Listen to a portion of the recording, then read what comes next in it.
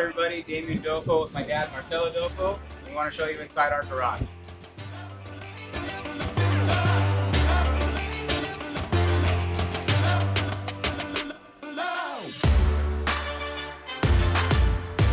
So this is my dad's workshop where all the magic happens, where all the restorations happen. And we got a very special bike that we want to show you guys.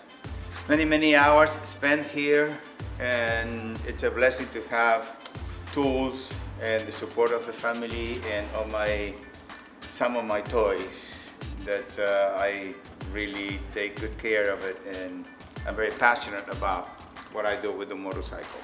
This is a very unique piece. It's a 125 Bultaco 6-speed factory racer. Actually, I bought it from the original owner. This bike still has the dust and the oil from the last race. It was never touched, it's totally original.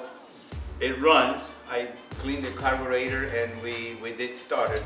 It's number 238 of a batch of 135 bikes made. And they were purchased by this gentleman on April 7, 1964, Mr. William Sharp. My favorite part of this bike and the story of this bike is that the original owner loaded the bike into the trailer.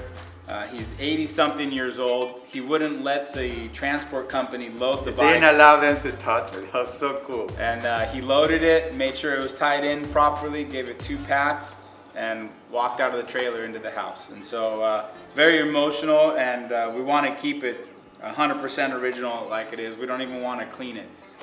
After I purchased the bike, I got a phone call from someone from Arizona, and Mr. McCullough, Bob McCullough, and he says, I have all kind of information regarding your bike. I'm a Bultaco fanatic. So we met, he came to the winery, he took a lot of pictures, and he brought me the original book from the TT races of 1964, where this bike was registered and finished the race. I don't really know in which position did he finish, but on the scoreboard it shows that he finished the race.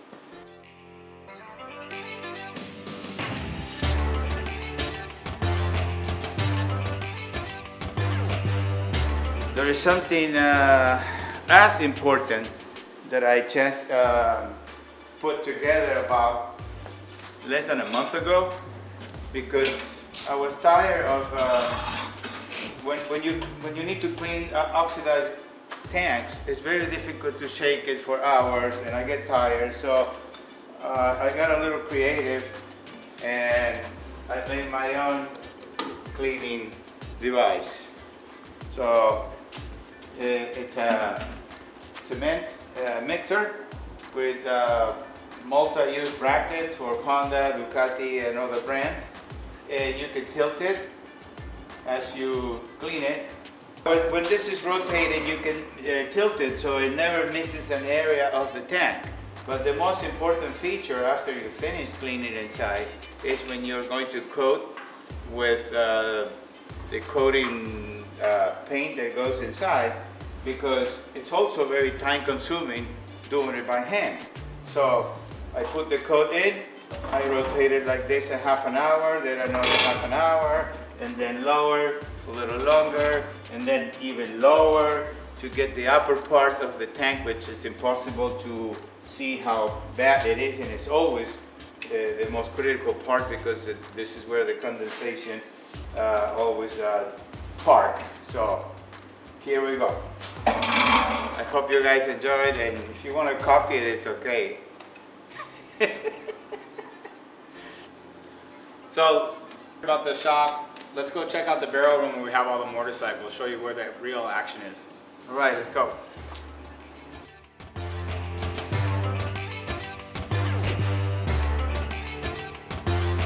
So you've seen my dad's shop, now you get to see the barrel room.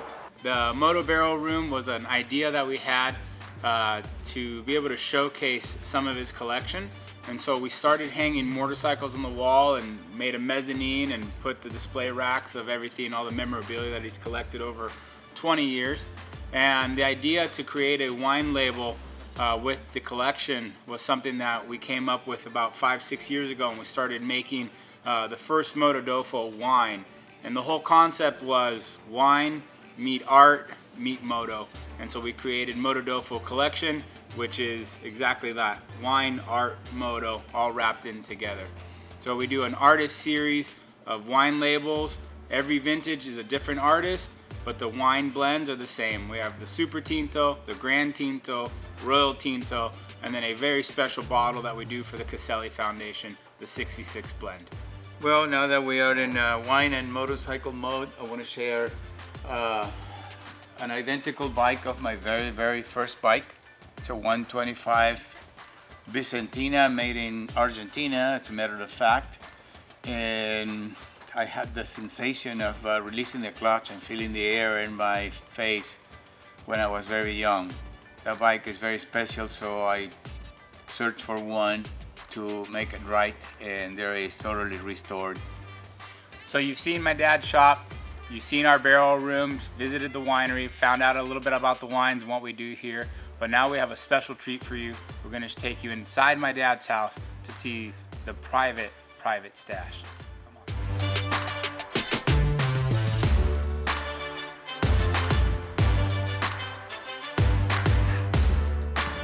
Come on.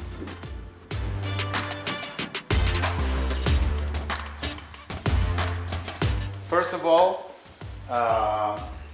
you need to meet the right wife that allow you to have this type of toys in your living room. But there are two F3 Ducatis factory racers, originals. It's a 175 and a 125. And then a B. Albero Grand Prix replica made by yours truly.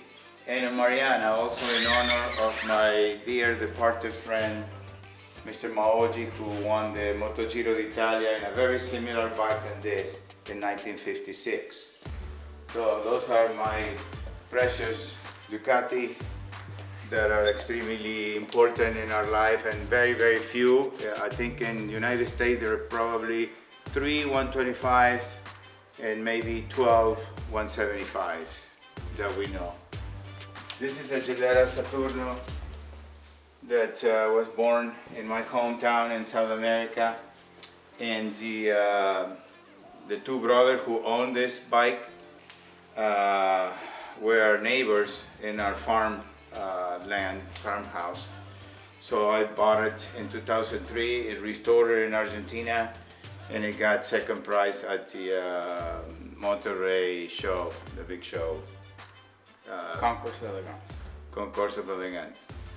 My favorite story about the Gilera is the fact that he saw this bike growing up as a little boy, riding in front of his farmhouse. My dad grew up on a farm, no running water, no electricity, and he'd see this bike come by, and he went back to his hometown almost 50 years later and found the bike, has the original receipt of sale, and it was restored in Argentina, brought back, and took a third place in the Concours d'Elegance. And the bike was restored by my dad's cousin in Argentina. So great story, and it's awesome to have it. And it was featured on a wine label too. This is a very unique build that thanks to the helmet factory, who they donated this helmet.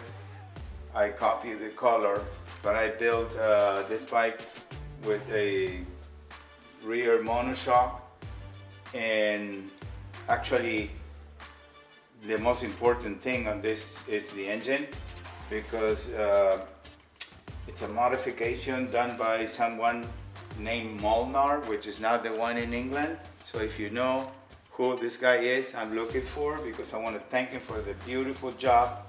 The casting is beautiful. This is a running bike, and with this unique feature, it's one of one. I have not seen a bevel converted into chain. There's a double chain in it with the adjuster here, modern carburetor, and of course Jeff, who did our engraving on the side cases. And the Magni exhaust. The Magni exhaust is probably one of my favorite features of the bike. I brought it in my suitcase from the Magni Brother factory 2 years ago when we went to a Reggio Emilia show. And this bike made its debut at the IMS booth last year, so. It has an LED light. This is the last build. It's very colorful, but I thought that it was part of the statement because this is another very unique, probably maybe not one of one, but I guess probably very few, because this incredible feature. There is a gentleman in San Gabriel, close to LA, who in 1958 came up with the idea of replacing the ignition with an external magneto. And it's also running. I just have a video of me running it with the temporary tank in my neck. And it's a 160. The magneto was built for a 125 Ducati, but 160 share the same cylinder head. So I decided to use a 160 motor with a modern carburetor, and I did, just to make a very interesting statement, I painted the magneto same color of the frame. This is a very unique gas tank, handmade, that I was lucky to find. And of course I put period brakes because most of the early Ducatis, if they were racer, they had this type of brake drums. All right, everybody, you've seen the winery, you've seen our shop. Thanks for coming inside our garage, but now it's time you guys gotta go. Adios.